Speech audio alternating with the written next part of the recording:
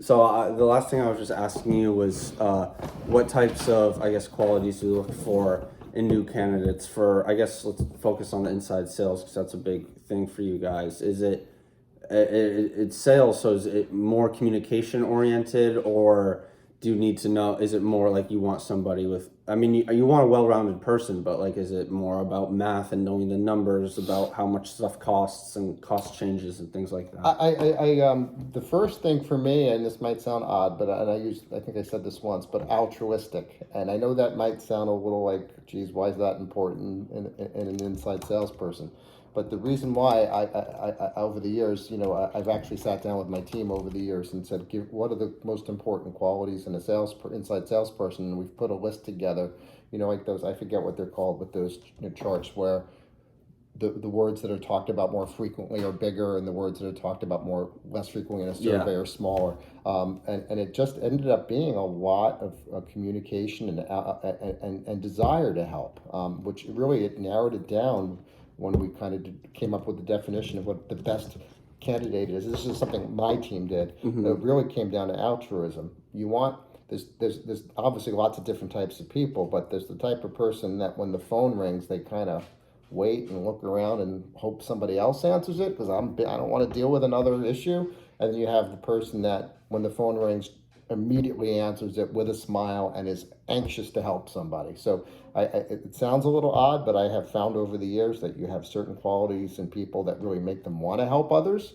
and they really enjoy it, and they take satisfaction in it. And there's other people that don't want to deal with other people's problems, and they don't really enjoy helping other people and serving people. So to me, the first thing I look at in a candidate is someone who truly has some altruism and enjoys and takes pleasure from helping others.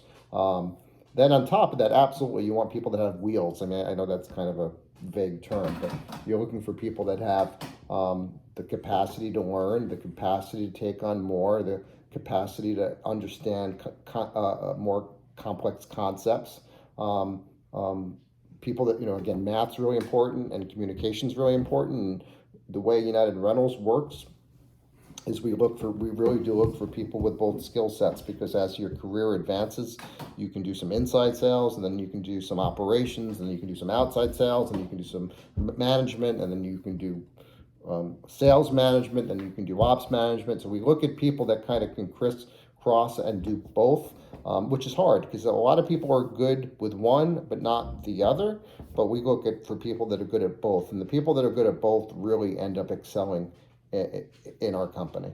And I guess speaking of like excelling and moving up, as a manager who oversees, people in an office as well as mechanics and drivers, and how do you manage two different people? One person that is maybe like an inside sales that wants to, just move up the company in kind of a, regular fashion, and somebody maybe that is a mechanic who's been a great mechanic, or a driver who's been a great driver who's trying to break into maybe a sales position, and maybe they don't have as much experience, maybe educational experience, or experience working in an office. How do you manage those two situations differently? Well, it's interesting. I mean, I'm going to answer that two different ways. So we it depends on what the company is trying to accomplish. Um, we're growing rapidly. We're a startup. We're a 20-year-old startup, but we're still growing and expanding. And my team and my area of responsibility has doubled in just the last few years. So when you're growing rapidly, you want people that want to grow rapidly with you. And that's also another key component in hiring. Is I really tend to look these days, because we're trying to grow. In order to grow, we need to continue to promote from within and hire new people and keep pushing people up. So you look for people that want to grow. But not everybody does want to grow. There's a lot of people that just are steady eddies that just want to get a position, whether it be a sales position or a tech position or a driver position, and they're just happy doing that role. And there's nothing really wrong with that. The only thing, times where it become a little bit of a challenge again is when we're trying to grow, and we have people that are not looking to grow with us. So but there is a mix of steady eddies and a mix of people that want to grow with the company. Makes a lot of sense. As far as technicians and drivers, and like hourly employees or union employees making the move into inside sales or outside sales or management roles. We encourage it. I personally encourage it. I have one of my account managers was a driver, and he's definitely done well and moved up in the organization. We have several people like that on the team that kind of started more in blue collar roles and have advanced into those other roles. It can be a little bit difficult sometimes convincing a mechanic or a driver, even though they might have the skills. Sometimes it can be hard to convince them to leave the security of a union position and take on the challenge of a management or outside sales type position. Because it's kind of taken a half a step back to hopefully take a giant leap forward. And the union positions have Cadillac benefit plans, and the guys get very accustomed to that.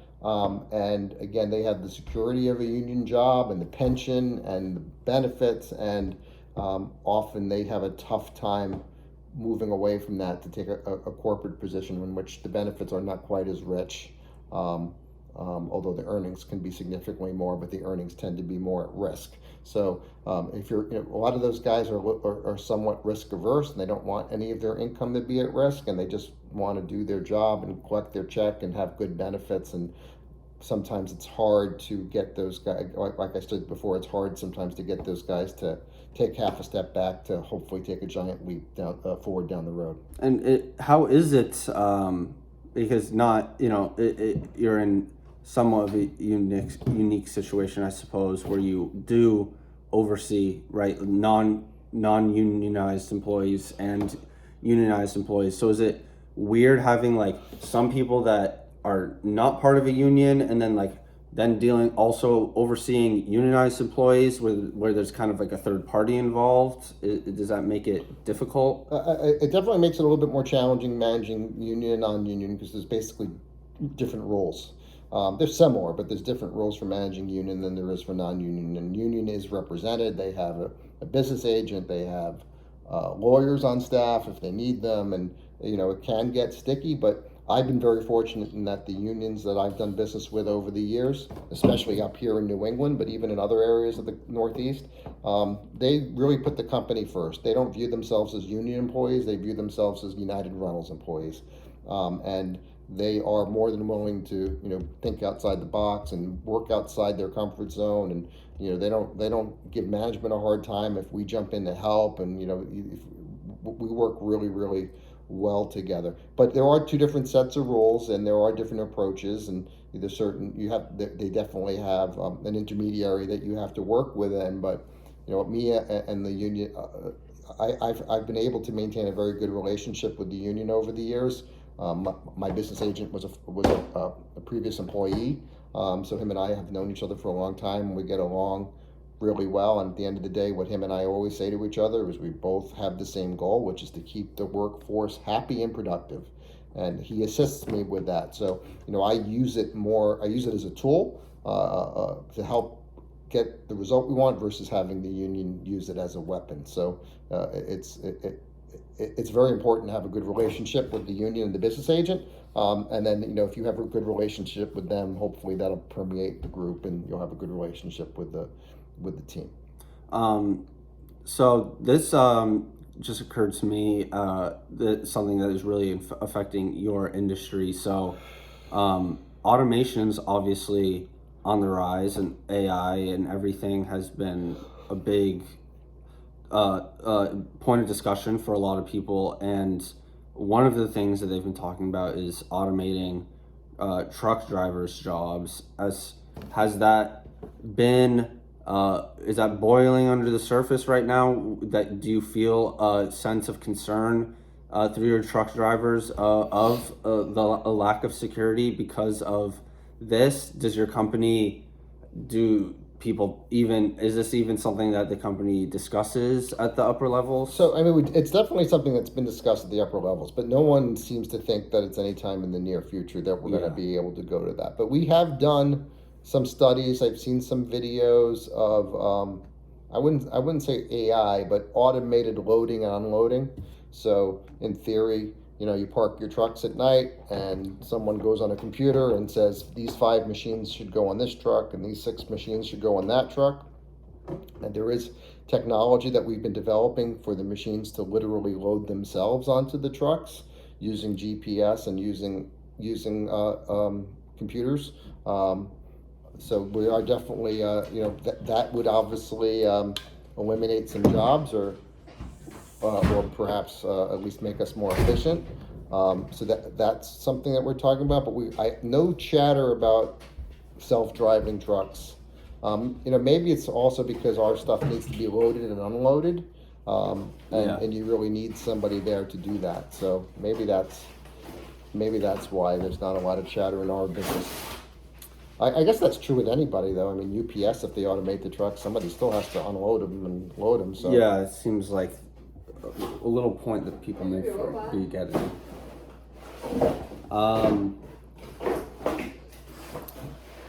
Here's a question that I'm sure I would think you have a lot to talk. You could say about. But what steps do you take to ensure compliance with safety regulations and industry standards in construction? Obviously, there's OSHA requirements that you have to enforce, but there's a lot of different. Seems like a lot of different things. Forklifts and all of those things. Our number one focus as a company is on safety. We always say the same thing. We want our employees to go home in better shape than they came to work in each day. We do a lot of safety training, a lot of safety programs. We have a regional safety manager. We a lot of what we do is like I think they call it the whys. Like you want to get to the root cause of an accident or injury, and then once we discover what it is, we want to try to implement policy throughout the entire organization to avoid those accidents and injuries from reoccurring. For example, like gloves, we have like glove charts, and it tells you what glove to wear for this and what glove to wear for that. So we'll buy employees whatever gloves. Hand injuries are one of our number one things. Mm-hmm. So we typically find that when employees hurt their hands, they're not wearing the appropriate safety gear, the appropriate gloves. Eye injuries are another big one for us. So we always try to make sure people have the appropriate safety glasses. We provide free prescription safety glasses for people who want them. We provide steel-toed boots. We mandate and provide steel-toed boots for our employees. Because we don't want anybody to lose a toe due to something falling on their foot.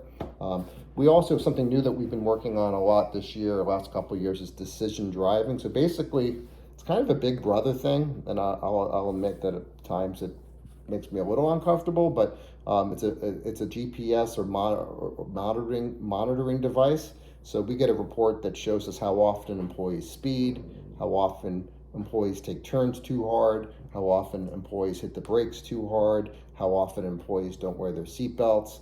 And we use that data to sit down with those employees and tell them how they're doing and grade their safe driving. And I know it seems a little bit intrusive, but it's been pretty effective. So employees, when they know where they're at on the chart, they know like, okay, I'm the worst driver in this branch. On a safety chart, no one likes to see that, so they all work to improve their safety record. So the decision driving is a big piece, but we do daily safety meetings, daily safety huddles. We do calisthenics, we do stretching exercises. We have safety committee meetings at every branch. We have monthly safety meetings. We have monthly safety inspections. So there's a ton that we do. We do post-safety accident analysis. We have regional calls when every time there's an accident, we all review them together to try to avoid repetitive accidents and injuries. So you clearly do a lot to ensure safety, but inevitably people are going to get hurt, and people are always going to want to point fingers after they get hurt. When there is an on-site injury and your equipment is involved, and regardless of, I guess, if there's a lawsuit involved or not, do you deal with that directly, or are there other avenues to deal with that? That kind of goes back to one of your earlier questions about what changed working for a big company. So when I worked for smaller companies, I was much more involved in the post-accident things. The United Rentals, we use a law firm in Boston, actually the same law firm I've used for about 20 years, for both this company and the last company. And they're, especially if there's a third party injury, they jump right in. They send attorneys to the accident. They do the interviews. They do the reports. They meet with OSHA, all that stuff. So part of being with a big company is I'm fortunate that they really intervene and take over in those circumstances. But throughout my career, I've been very involved in post-accident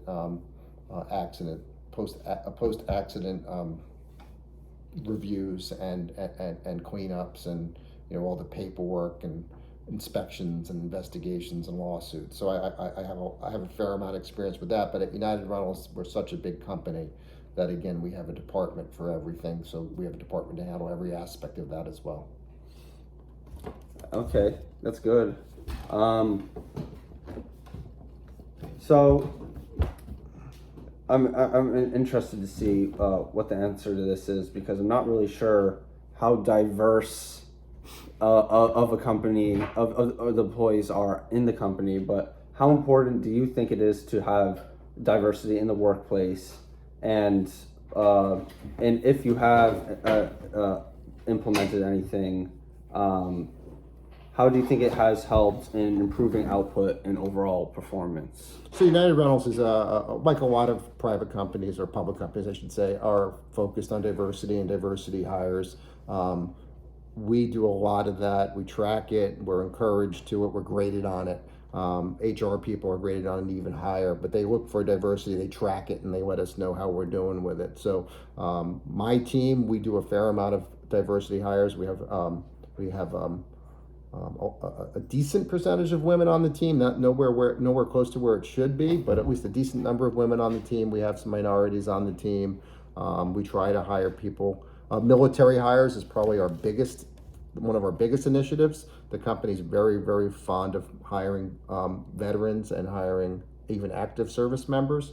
We've done extremely well with that. But then also minorities and women, we really work hard to do that. And my team has had some of the highest diversity numbers in the company, so I take some pride in that as well. That's good.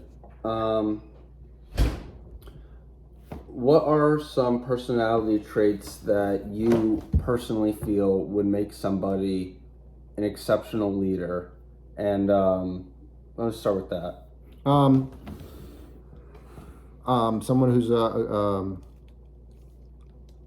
good listener. Someone who has empathy,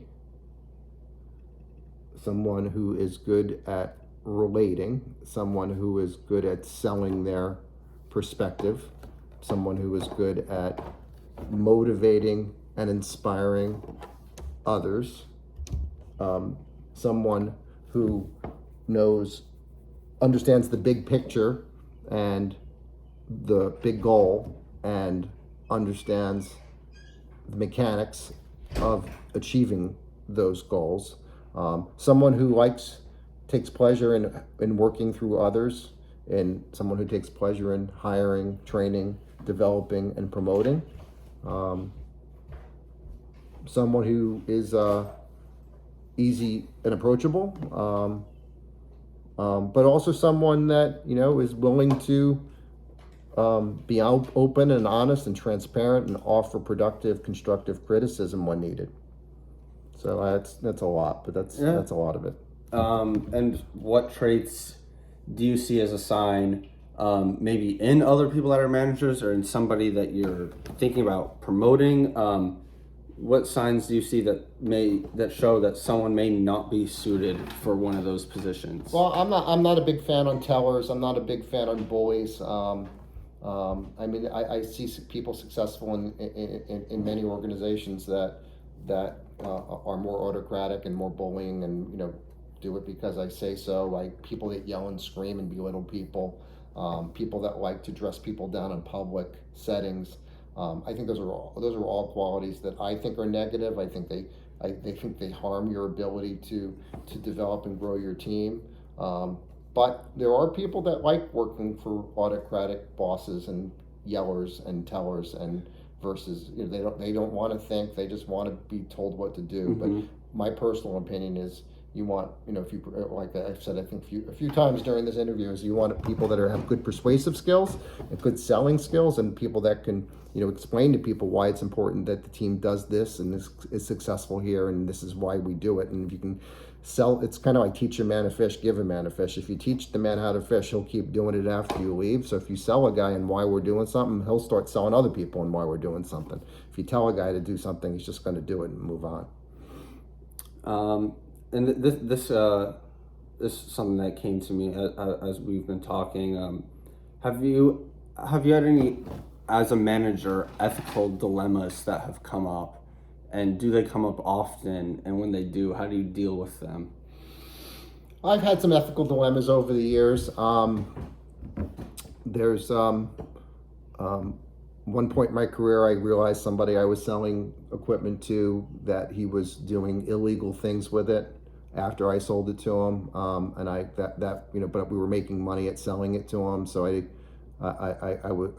struggled with that. I've had situations where we can make a lot of money on a single transaction, but by kind of almost, I wouldn't say taking advantage, but by not giving any leeway to the customer, you can make a lot of money on this one transaction, but you run the risk of losing the customer for future transactions.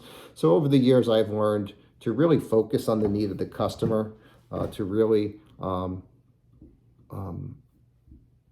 error on the side of the customer and doing what's best for the customer. Because if you do what's best for the customer in the long run, you're going to create promoters, and he's going to come back and he's going to sing your praises and bring lots of other customers with him. So I've kind of learned not to focus on the short-term gain, but more on the long-term gain, and not try to squeeze every ounce of money out of one transaction and risk and put future transactions in jeopardy.